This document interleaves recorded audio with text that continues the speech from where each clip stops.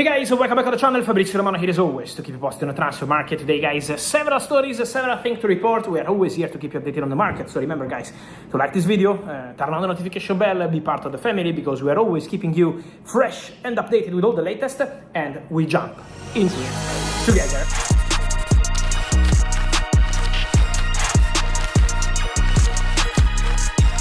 And we start from a news that was exclusively reported here on the channel almost 1 week ago. It was Friday last week. I told you, yes, Rodgers is going to Chelsea, but as part of the conversation, Garnacho could go to Aston Villa. And now the Aston Villa-Garnacho deal is done, completed, and it's a here we go. My understanding, and it's an important point, let's enter into all the details of this story.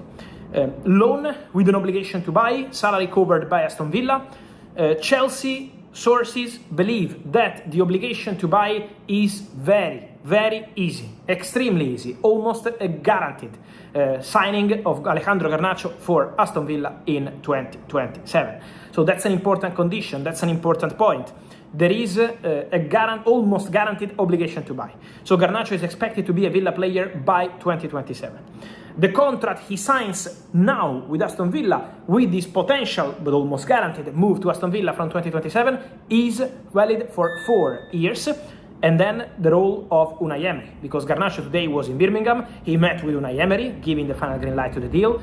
But my understanding is that in the last, let's say, 2-3 days, Unai did an incredible job. Because the initial idea of Alejandro Garnacho was not to reject Aston Villa. The idea of Alejandro Garnacho was to leave England and try a different chapter, maybe Italy, maybe Spain. He was in negotiations with Roma, but then Unai Emery changed the story.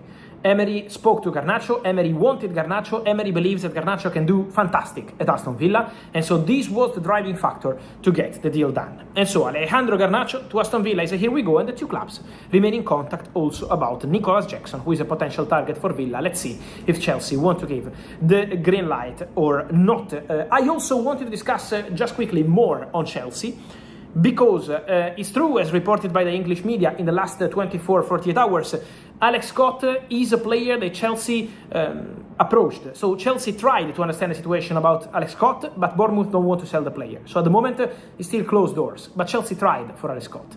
And Chelsea are still looking at doing something important in midfield. So Chelsea next bomb after Morgan Rodgers could be a new midfielder. Apart from the centre-back situation, we know about Lacroix, apart from what they're exploring for several positions, the midfield is something we should not underestimate. So also in that position, Chelsea will be busy. Then, talking about the here we goes of the day, guys, just quickly, Ibrahim Abba, after he didn't pass the medical at Strasbourg, so same Chelsea group, Blue Co, the deal was done, but he didn't pass the medical. Sporting today signed the boy from Famalicão, medical passed, 20 million euros, sell-on fee, and here we go. So Ibrahim Abba goes to Sporting, and Ousmane Diomande is expected to join Nottingham Forest. It's not done yet, but it's getting closer. Then, important to mention some things about Real Madrid before we jump into wingers. On Real Madrid, guys, let me tell you, first of all, today, new rumors on TCHOUAMENI and Manchester United. United still trying, United want to make it happen, United want Tchouaméni. Guys, I told you, first of all, several times in May, in April, in June, that Tchouaméni is considered internally at Man United as the dream midfielder, the perfect midfielder, in terms of leadership, being an elite player, international, defensive midfielder, the perfect next one after Casemiro. But Casemiro today signed at Inter Miami, it's official, it was an exclusive story from March. But on Tchouaméni, guys, my understanding is that he already signed the new contract with Real Madrid. So everything is done. The new contract is signed. He's a really important player for Jose Mourinho. Mourinho was pushing to keep Tchouaméni. So the understanding is that Tchouaméni is staying at Real Madrid and signing a new contract. That's the clear feeling around Aurélien Tchouaméni.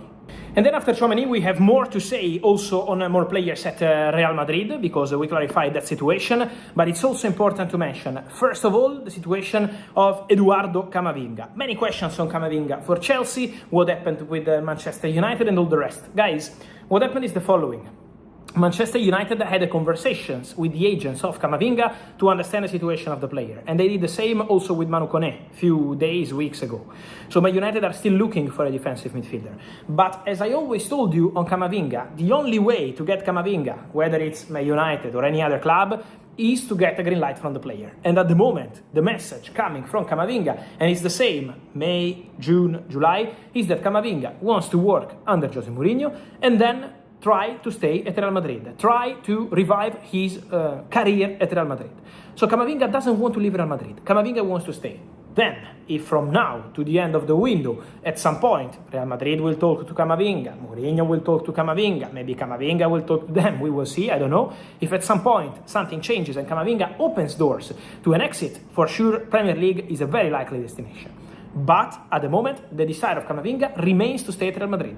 Camavinga wants to continue at Real Madrid and wants to play for Real Madrid next season. Then, again, we will see what happens from now to the end of the summer. At the moment, this is the position, so we have to wait and see what's gonna happen there. Then also many questions on Gonzalo Garcia. It's true that Fulham have an interest. It's not a new interest also because Arbeloa knows the player so well and appreciates the player. Remember that Arbeloa in January decided for Gonzalo Garcia to stay. He had many proposals from Germany, from Italy, from Spain, from England. Arbeloa said that the player is staying here, Endrick is going on loan. So this is the level of trust Arbeloa has for Gonzalo Garcia.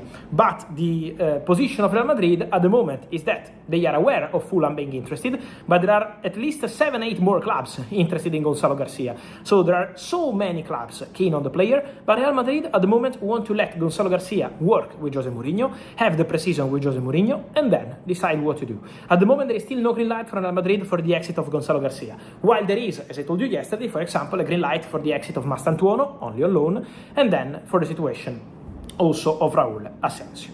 Then guys, talking about wingers as well, I wanted to clarify something more on several situations.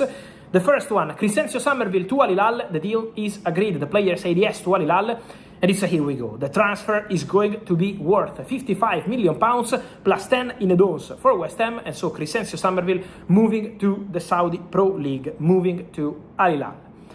Then, many questions on two more cases, Magnus Akaliush and Jan Diomande with Red Bull Leipzig. So, for Magnus Akliush, guys, I'm aware of many questions about Liverpool, but at the moment, guys, on Akliush, I maintain my information. Akliush is in negotiations with Paris Saint-Germain, there is an agreement on personal terms, and there is a negotiation underway between Paris Saint-Germain and Monaco. So talks are ongoing for Akliush to Paris Saint-Germain. Then, if there is going to be any hijack, as it happened, for example, for Morgan Rogers, who had to go to Arsenal and end up at Chelsea, I will let you know. But at the moment, the feeling is still that Paris Saint-Germain are leading the race for Magnus Akliush. Should anything change, I will let you know, as I will let you know on Barcola. Because on Barcola, I maintain my position. Remember what I keep telling you about Barcola and Liverpool. And then, guys, on Jan Diomande, Paris Saint-Germain are aware of more clubs trying to enter the deal. I told you last week about Arsenal calling. I told you that there is interest from several clubs trying to understand, is the deal closed? Is there a chance to enter the move? So this is why Paris Saint-Germain are aware of the situation, but PSG remain in negotiations with Leipzig. PSG are not leaving the track. PSG remain in talks with Jan Diomande, with Leipzig for Jan Diomande. So that remains the case. Should anything change, I will let you know. Guys, as always, remember to like this video, turn on the notification bell, subscribe to the channel, and see you soon. Ciao!